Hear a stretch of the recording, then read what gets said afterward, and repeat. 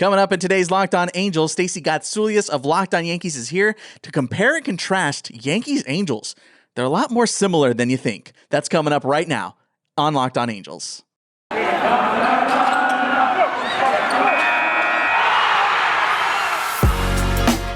are Locked On Angels, your daily Los Angeles Angels podcast. Part of the Locked On Podcast Network, your team every day.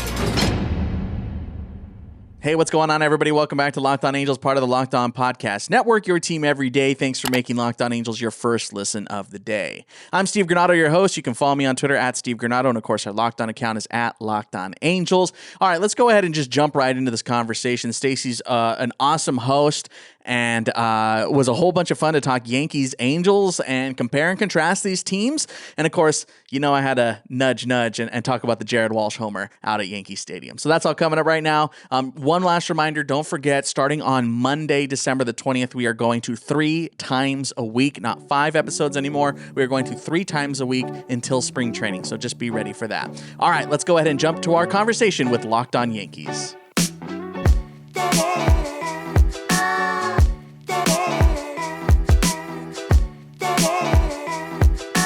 Stacey Gotsulias of Locked On Yanks here today to chat Angels Yankees. Stacey, how you doing? I'm good. How are you? Oh, you know, it's lockout time. And you know what, Stace? I miss baseball right now.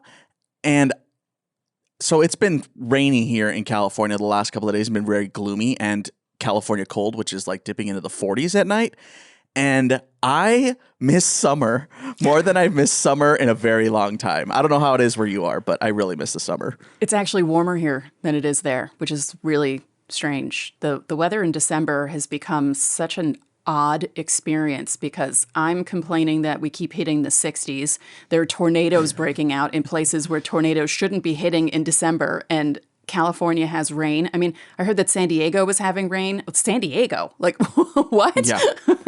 It rained pretty good here, too. And we've also been getting a ton of Santa Ana winds, which has just been a nightmare. So, yeah, good times. But I think it's because I'm talking so much baseball and we're still 5 days a week. This is the last episode that comes out for us on the 5 days a week. So maybe that'll help curb my my missing summer feelings. But let's talk Yanks and Angels. And what I want to talk about here is let's compare these teams a little bit. I feel like the Angels and Yankees are like in a very similar situation.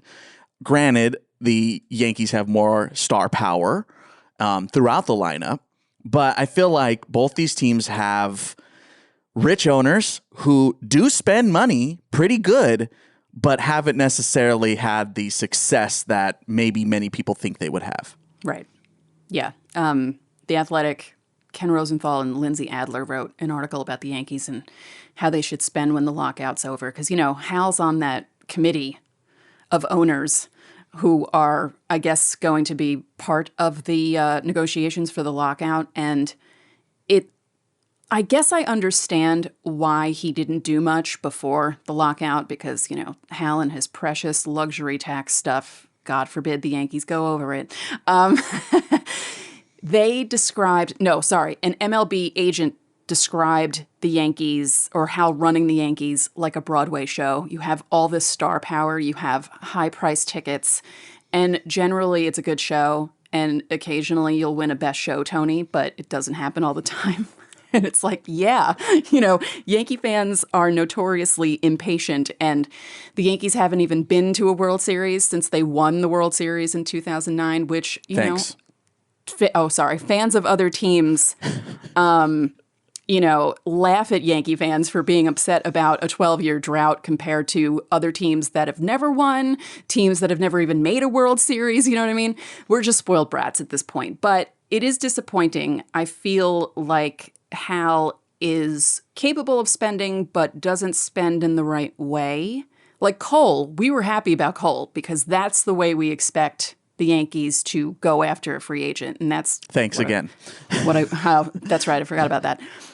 What I want them to do with Carlos Correa. I don't care about Carlos Correa's ties to the Astros. I don't care that he badmouthed Derek Jeter. He was right about Jeter. Wow. I want the Yankees to sign him. I want them to be the Yankees again. I want Hal to get some of his father's DNA in that brain and start doing this, because they keep talking about, well, we want to win. Our goal is a championship. And yet they don't build the team in the right way in order to do that. Now, at least the Yankees make the playoffs. You know, the 2 years, 3 years, 13, 14, 16, when they didn't, was a rarity in the last 28 years. What are we coming up on? 30 years of over 500. I don't know. I feel like, and I've said this on other shows, if there was an owner for the Yankees who was part Hank, may he rest in peace, part Hal, and be like a good mixture of that would be the perfect owner, because you'd have the crazy part that'd be like, yeah, we got to get this guy. And then the other guy being like, well, let's see. And then, nope, we got to get this guy. So, well, you got to remember too that like the CBA, if we're talking lockout stuff, like the CBA and the luxury tax was essentially like the luxury tax part of it was like born out of the Yankees spending in the 90s. Like that's really why there is a luxury tax, which is just it's crazy that I don't know. I don't know a lot of labor negotiations outside of baseball, to be completely honest. But I got to imagine there's not a ton of other like rule stipulations that have been put in place legally because of one specific team. Right. So you got that going for you. Yeah. But by the comparison's sake, like the Angels are in the very similar boat, right? Like we think back to the Wilson, Pujols, Hamilton era, and that's kind of where all these problems started stemming, where I remember going to these press conferences in Anaheim and going to the introduction of these players. I remember going. I was probably in college, late high school, early college, and I was going to the field and watching these things happen and seeing Albert walk out and seeing Josh Hamilton walk out and being super excited. And there were crowd chants of Artie's name. There was Artie, and I was like, what? But that was a thing, and that lasted for a while. And I feel like that grace period is just gone. Absolutely gone.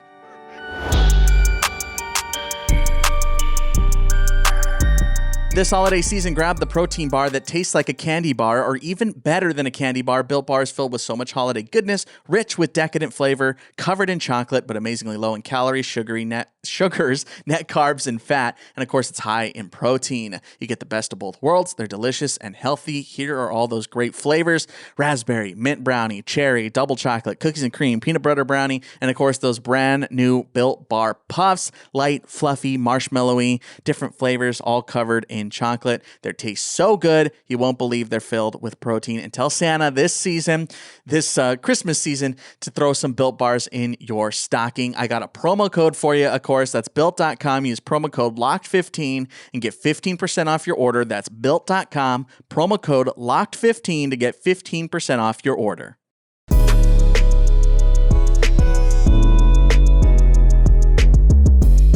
But the Angels, for years and years and years, lose out on. Now, Gerrit Cole feels like the big one. That one was just so mind-blowingly obvious to come here. It was a guy who's pitched in the AL West, who's had success, a guy that was sick of Houston, a guy that played high school ball down the street. Literally, you can see where Orange Lutheran, where he went to high school, where they play at Hart Park, where also Chapman University plays. You can see the Big A. Wow. Like, that is how close you are to Angel Stadium. So it just made total sense. And when I know the Yankee fan for life sign and that whole thing blew up, right? But that was just like the tip of the iceberg. And now here we are again, having the same conversation about Marcus Stroman and Max Scherzer and Robbie Ray and Kevin Gausman. And it feels like it's like Groundhog Day. So it is very strange how these two teams have kind of, on opposite sides of the coast, had similar stories of just middling competing. The Angels have had much less success, but I think what happens with the Yankees is a lot of times, or for especially this era, is your fan base is just so used to a century of success. Right. It's very hard to go, hey, the Yankees are rebuilding, and especially with your type of fan base, no offense. Oh, there's never going to be a true rebuild. They can't do. People always joke about. They can never say it. Right. Like 2013 and 2014 was like a light rebuild, but really compared to the early 90s, which was a real complete rebuild, overhaul, everything, which led to the dynasty. Maybe the Yankees have to do that, but they won't. They won't ever. You won't see, you've seen Boston do it how many times, and it's led to championships. They were horrible in 2012. Then they come back the next year, win a World Series. Then they're kind of middling a little bit, and then they come back, win 2018. And the Yankees just don't allow themselves to do that now. And, I mean, personally, I would love for the Yankees to have a really bad season just to see how people would react because, Nick Turturro, the actor, he tweeted in all caps at some point this season that this was the worst Yankees team he's watched in 50 years, which, no. No, it was not. As far as expectations, they were extremely frustrating to watch, but I lived through 1990. Okay? I watched when Andy Hawkins lost a no-hitter for nothing because his defense couldn't play behind him, okay? That was nothing compared to 2021.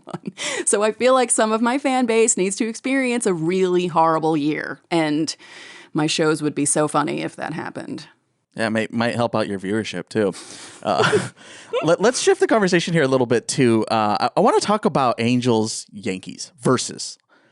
So, in the Angels fan base, and I have talked about this on this show and have polled our audiences, when the Red Sox moved into the playoffs, Angels fans were rooting for the Red Sox over the Yankees, which I could not even fathom. I don't get the Angels and Red Sox have had the quite literal darkest history dating back to the mid-'80s. Very, very dark that we don't really get into on the show because it's honestly a little too dark. Mm-hmm. But if you are like me, a dirty millennial who has lived through the 2000s era of Angels Red Sox, I mean, the Jonathan Papelbon's face and the zoom in from TBS's camera still haunts my nightmares. And the John Lackey situation, and Jason Varitek, and the Manny Ramirez home run. All these things just completely live rent free. Mm-hmm. So when Angels fans are going, we hate the Yankees, and I get it because there are tons of Yankee fans, especially here in Southern California, and they bombard Angel Stadium. But I don't have the hatred for the Yankees. I don't know why. Maybe it's because I always respected Derek Jeter. I respected Jorge Posada. Growing up as a kid, I respected them as a baseball player, and I loved watching them play. But what is there like? And I don't think there's any hatred on the Yankees fan side towards the Angels, right? There's nothing there. Not anymore. We didn't like you in 2002 and 2005, but, once 2009 passed, it was like, okay, we finally got that monkey off our back. But I will say... Literal. Yeah, Quite literal I know. monkey. Yeah, well, speaking of that, I went to Anaheim in 2004. I was a +1 on my friend's business trip, and we sat in the dugout suite next to Scott Boris's dugout suite. So we were almost right behind home plate, and it was the Angels against the Tigers. It was one of the best baseball experiences I've ever had in my life because I felt like a rich person. And... there was a foul ball that went straight back. And there was maybe this much room between the net that joins the net that goes up. Yeah. I thought the ball was going to hit me. So I ran down the stairs in the suite and covered my head. Ivan Rodriguez runs to the backstop, looks, and starts laughing at me because he sees that I was terrified that this ball was going to hit me in the head. Now, I believe the Angels won 11-3 against the Tigers. And it was just such a fun experience. I was like, yes, I finally came to Anaheim and saw a game. This is so great. And I missed the Yankees by like a week, which if I sat in that suite, I would have been right there. The on-deck circle was right there. It could have been harassing everyone. But 2009, my coworker, who's a Mets fan, and Met fans love ripping Yankee fans, which is hilarious because the Mets last won when I was in junior high, and I'm going to be 48 on my next birthday. But I digress. He was convinced the Angels were going to beat the Yankees in 2009. And I said, there's a big difference between a 5-game series and a 7-game series. And I said, the Yankees are winning in 6. And he's like, that okay. was a heartbreaking season for the Angels. That was the Nick Adenhart year. Oh, and that's right. That was a team that I still think about. That was such a good, that was a team of destiny that just ran into a team of destiny. Right. That was such a bummer for Angels fans. And that was the last time I feel like the Angels had a legitimate shot. That was a team, Torrey Hunter, John Lackey, Vlad Guerrero, just Eric Ibar, Howie Kendrick. I mean, just a stupidly, with Soch at the helm. Right. That was a team. That was a legitimate team. But from 2009, I think that's the only time I've ever had a hatred of the Yankees.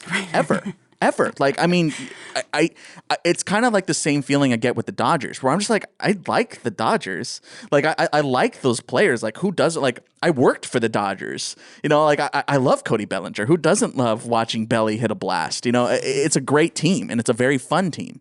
But the problem has always been the Angels versus Dodgers fans. And I feel like that's where we run into issues with the Yankees, too. I feel like that is such an odd rivalry, though. Is it just because of the whole LA area thing? I mean, it's even though we had a whole episode on it. I'll link it below. We had a whole episode with Vince Samperio of Locked On Dodgers talking about, is it a real rivalry or not? And we came to the conclusion, essentially, no, it's not. It's just the fan situation. And that's it's like how I feel about the Yankees and the thing. Mets, by the way. That feels a little punching down, right? Like, doesn't it? Like, as a Yankees fan, I got to imagine that feels like punching down to the Mets fan.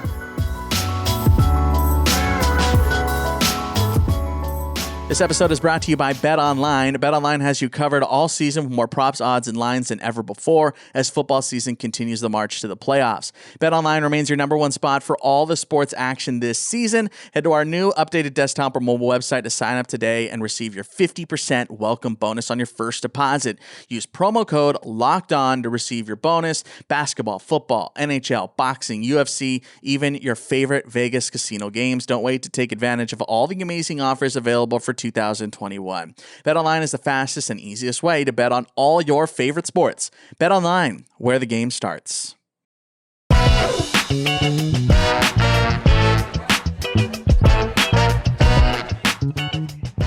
Let's just say that Met fans treat the Subway Series as if it's the World Series, and most Yankee fans I know couldn't care less, kind of want the Subway Series to go away for 5 years so that it'll build up again, because when it first started in the late 90s, it was awesome, because the Yankees and Mets never played. They played in exhibition games, and there was that whole Mayor's Trophy thing that happened in, I think, spring training, right? There was like a 10-year period where they played each other in spring training, and, like Steinbrenner would get... Steinbrenner would get pissed if the Yankees lost. It's like, it's an exhibition game, George, calm down. But I feel like it needs to go away. Maybe not 5 years, maybe a couple of seasons where the Yankees play other teams they don't get to play often, and then bring the Mets, Yankees stuff back. And maybe it'll be exciting again, because it's just boring at this point.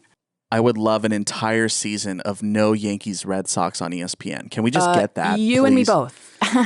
I don't care about that at all. I don't watch Sunday Night Baseball when it's Red Sox Yankees. Like, I'm literally like, I don't care. I had the Sunday plan for 15 seasons. And how many Sunday night games did I go to? Because ESPN constantly put the Red Sox and the Yankees, the Mets and the Yankees. I mean, I can't even tell you how many Sunday nights I was calling my boss and saying, I might be late tomorrow because I only just got home. It's 2 a.m. Because, first of all, Yankees and Red Sox games always lasted at least 4.5 hours. And especially when they don't start really, back then, the ESPN games were 8, not 7.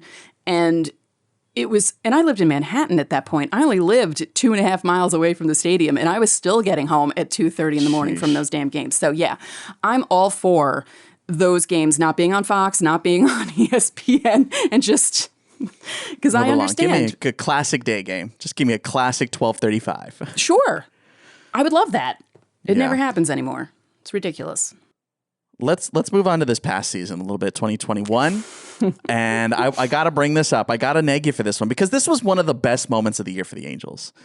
And a season that had not a ton of them that didn't involve Shohei Ohtani. Right. And it was the Jared Walsh Well, it home kind run. of did in a way, though. Yes, it did. That was like the season right there. Like, in one game, that was the season. We had a delay. We had Shohei not do good out of nowhere. Yeah. Which has come under a microscope lately, by the way. Someone asked me about that this week, was going, how do you feel about the ball situation? Do you think it had anything to do with that game? And I went, I didn't really think about that. Right.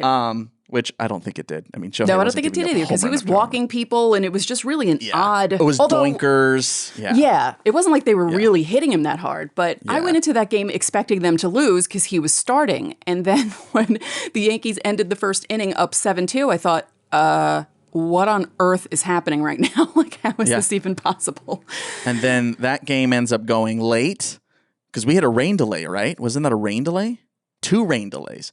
It was so late, I wasn't watching anymore. Like, it was late here. Yes. Like, in California. And I was like, all right. I also wasn't covering Locked On Angels at that point. So I think I got home at 2:30 that night. Sheesh. Yeah. But, so you were there that night. Mm-hmm. Yes. The Walsh homer. I called Walsh it. slam. I called it. Okay. off Aroldis. I knew it. Was, again, that home run and then Joe Adell's slam in Detroit are the 2 big moments of the season. They were when the Angels won that game in New York, that was the moment where all Angels fans are going like, maybe we got a shot. Obviously didn't work out, but does Jared Walsh now haunt your dreams like really. Jonathan Papelbon does to me? No. I couldn't even tell you what Jared Walsh looks like because I can't tell any white guys apart in baseball, really. Well, sure. Well, I can show you a bat flip that might help you remember a little bit. But it was funny. The dirtiest bat flip. I said to my brother, I said, if he gives up a grand slam, he's going to give up a grand slam right here. My brother's like, no, he's not. And literally the next pitch. And we were sitting in the 200 section, so the second section, which is if you go to Yankee Stadium, sit in the 200s. That vantage point, you're just above the field. And you see everything. It's awesome. I love it. And the tickets aren't crazy expensive compared to, obviously the legend seats in the 100s. And we had a perfect view because we were sitting just ahead of the right field foul pole. And and literally the next pitch. And I looked at my brother. I'm like, really? Mm-hmm. Yeah, he's not going to give up a grand slam. And we were all just sitting there going, did that just happen? I said, did I sit through 2 rain delays, come here and... At the start of the game was 93 degrees. I was sweating like you would not believe when I got there. I felt disgusting. I had to go to the bathroom, towel myself off because I don't wear shorts in hot weather. I was wearing pants. I was dying. And I sat through 2 rain delays and then sat through that. And I thought to myself, my first game back and this is going to happen? Like, are you serious? So I basically hated Chapman for the rest of the seasen after that. He ruined my day. I was more mad at Chapman than I was at Walsh for throwing such a crappy pitch. So yeah, well, I mean, actually, that I think it was a little cutter or a curveball or something, a little slider or something. Walsh went out and got it, man, and he was hitting he hit breaking ball stuff pretty good in 2021. So lots of upside for Jared Walsh. That was, again, I feel like that's a perfect story, a perfect storm and story for both of our seasons. I feel like that is both Angels and Yankees in one game right there. It's just like, all right, we just took it to Shohei Ohtani and then 2 rain delays, Jared Walsh, and then Luis Rengifo delivers the winning hit. That is just perfect on both storylines. I love it. It's great. Yeah. Baseball's great. I miss it. I miss summer. Bring it back. Right. Again, I think it's just because I'm talking about baseball so much now. I'm just like... Play ball, dude. Play ball. I agree. Good times. Yeah. Well, Stacey Gotsulias, Locked On Yankees. Go follow them. Good follow over on Twitter at Stace Gots.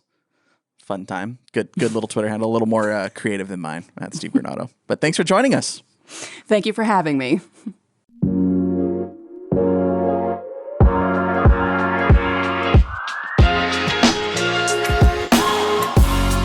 All right, guys, that's going to do it for us in today's Locked On Angels. One last reminder, don't forget, next week, December the 20th, beginning, we are going to 3 episodes a week, Monday, Wednesday, Friday. So when you wake up on Tuesday and Thursday, don't be surprised that there aren't Angels episodes. That's, again, Monday, Wednesday, Friday, starting on Monday, December the 20th.